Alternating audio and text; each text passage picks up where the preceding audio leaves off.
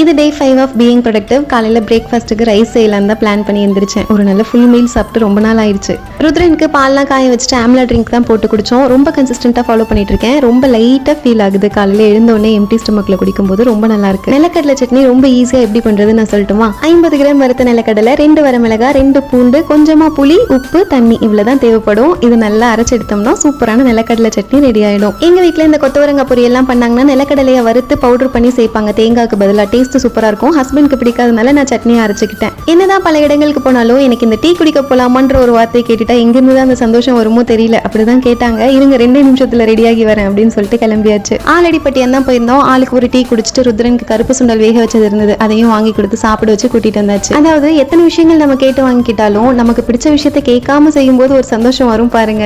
அந்த மாதிரிதான் திடீர்னு தலப்பாக்கட்டியில லஞ்ச் வாங்கி தரேன்னு சொன்னாங்க. என்னன்னு தெரியல, அன்னைக்கு எல்லாமே எனக்கு பிடிச்ச மாதிரியே நடந்தது. லஞ்சையும் சூப்பரா சாப்பிட்டாச்சு.